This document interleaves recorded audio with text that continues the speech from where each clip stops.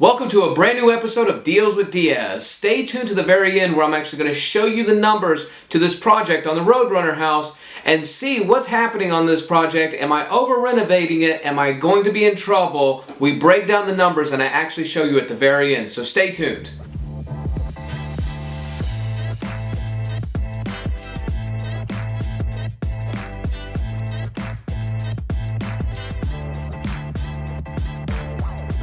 What up, people? So we're at the Roadrunner house. We are getting some work done. Let's show you around.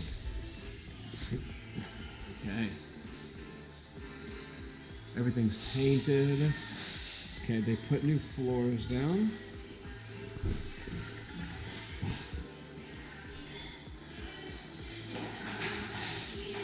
Right now, just putting in some trim. We're gonna have to get that painted here. Inside the bathroom, if you remember, it was all of this. It was the ADA compliant bathtub.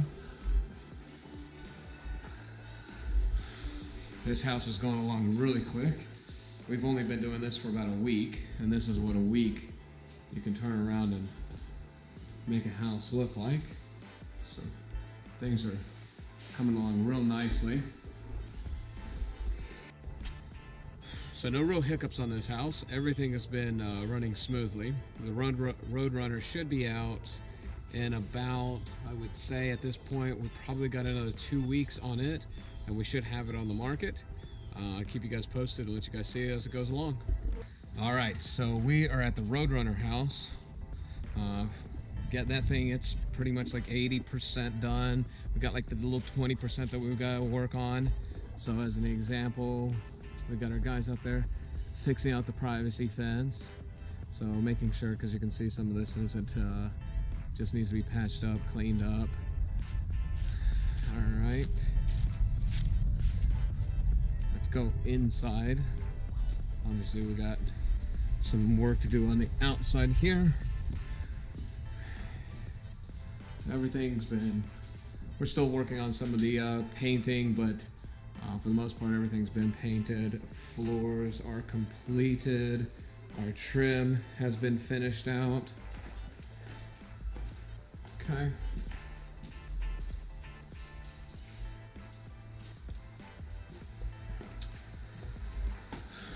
Right now, this house hasn't had any issues. This house has been going just as planned. No real problems. Just been a real smooth process.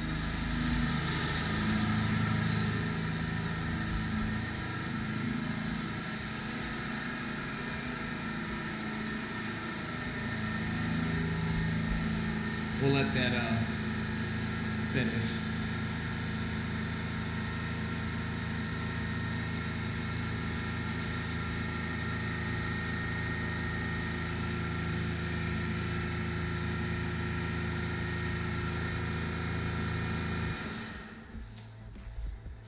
Okay.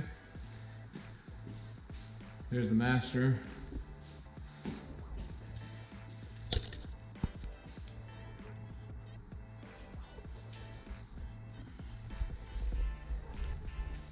So what we typically do is I'll have a couple of houses going on at a given moment. So we've got several projects going on right now, and we'll have the crews jumping back and forth. So I'm always got them getting work done. So they'll be working on this house, and then sometimes there'll be a stop in the project, and then they'll go to another house and then complete that project. It's important to keep your guys busy, meaning your crews and the people you're working with. You got to make sure that they're getting fed, making sure that there's projects for them. So that's what you're doing as far as a real estate investor, is understanding that, and then they'll reward you with doing really good work. Really happy about this project. Shouldn't be much longer. I would probably say at this point in time, we probably got, I think last time I was on the video I said like 2 weeks, but probably another 2 weeks. This is I've probably said a month. I'm not too sure. I don't remember what the last video said, but we probably got another 2 weeks in this house, so that's not a big deal. Massive progression is what you really want to see, and then there's always going to be the little details at the very end, and that's just a little tedious type stuff. So I'll see you in the next video. Alright, so you just got done hearing me say into the video, you heard me say there's been nothing wrong with the project, it's a smooth process, everything's been going fine. But if you watch some of my other videos, if you're subscribing, you would notice that I said in every single house there's always going to be something. On the Sally house we had issues with the plumbing as far as the gas lines. There's always going to be something on the project. And everything was fine on the project until I looked at the numbers and recognized that we're over renovating on what I thought we were going to renovate the project from the very beginning. Okay? So if you actually, and I'll put on the screen right here so that way you can actually see what we're actually paying for this project, and I got a breakdown. This keeps my contractor accountable, this keeps me accountable. So we typically have a Google spreadsheet, and now I can live time see exactly how much everything is costing us on this project, and figuring out, are we on budget, are we over budget? And we're right there at the end, and at the very end I've recognized that we're over budget on the project. Okay, so you'll see here, and you'll see in the loan that I've actually borrowed $57,000 on this project. All right, and if you see that, now I've hidden the actual origination fee and the interest, and that's respect for my lenders because I deal with so many different lenders, and a lot of people will lend me money to do the transaction, and I'll make sure that they have a great interest rate. Now I just want to respect my lenders on that side. Okay. However, what's really more important is how much I borrowed out of this, and the loan is $57,000. Now, I will say this, is that the payment on that loan is roughly around $500, okay? Give or take something. It's about $500. So every single month that I hold on to this project, it is costing me $500 out of pocket, okay? That's the interest to my lender, that's paying them, that's giving them a good return on investment, and then I take the transaction and I make money with it, okay? So I thought that I was going to be into this project for $57,000 because I'll borrow enough to do the project so that way I'm not coming out of money out of my own pocket, all right? Now, if you look here, the total amount, and at the very bottom right here, you'll see that the actual total that I've actually paid into this house, purchase price, renovation, all the way from new floors, all the way to painting, to labor cost, to everything, is $63,510.20. And let's also add that I haven't also put in a new AC unit inside of it. So I need to put an AC unit, right? Also, there's debris all in the house right now, and that needs to be cleaned up. So then there's labor costs over to the crews, and also haul-off fee there. So I'm over renovated the house at this point, okay? So what I originally thought that I was going to be into this project for was around $57,000. I'm actually going to be into it for more like $65,000. From 57 to 65 on prices this, it's a pretty big deal. Now, am I going to survive? Let's look at some of the sales. So I've also provided some of the comps here, just holding out some of the addresses because some of that's not relevant. I'm just showing you guys the true aspects of what it is to be a real estate investor. And I'm showing you the goods, the bads, and the uglies. No holding. Everybody always wants to make it so smooth and not show any of the real details of how a project goes on, and that's what this channel is here to do, is to actually teach you true real estate investing techniques and understanding how to get yourself involved as well. So make sure that you're subscribing so that way I can deliver some of the best content to you, all right? Now, you'll see in red where my lows are at, and you'll see where my highs are at. Now, I always base it on the lows. I did think $78,000 was a little too low, and at originally what I thought the value of the house was going to be was $80,000. That's what I projected we'd be able to sell the house for. I've got multiple sales that actually beat $80,000. My lowest sale is for $78,000, okay? If you look at number 2, and in fact that one sold for $81,000. So I just kind of went off an average off of the lowest 3, which was $78,000, number 2 was $81,000, and then number 3 was at $82,000. So that's why I based it on $80,000 because I'm a very conservative investor. However, I've got sales in favor to me as well, all right? So let's look at our highs.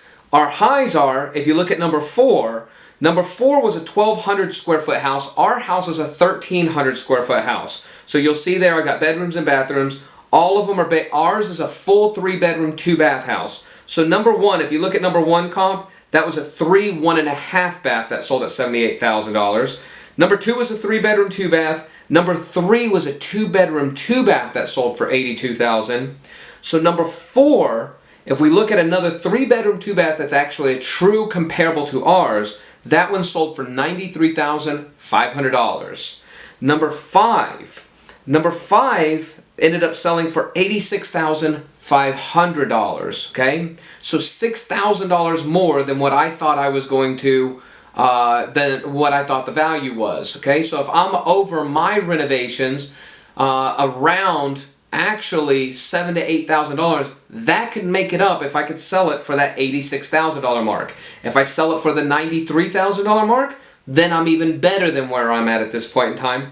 And then number six ended up selling for $107,900, and that is my high. If I sell it for the $107,000, then I'm in a very good spot at that point in time. Okay, even at the lows, based upon my real estate agent fees, my closing costs, my everything, there's still a net profit in my favor. It's just not as good as what I thought. Okay, and this is where holding onto properties actually solves the problem. When you sell the property, what you're also doing is you're selling it truly at its lowest price available, and you have all these fees when you sell it.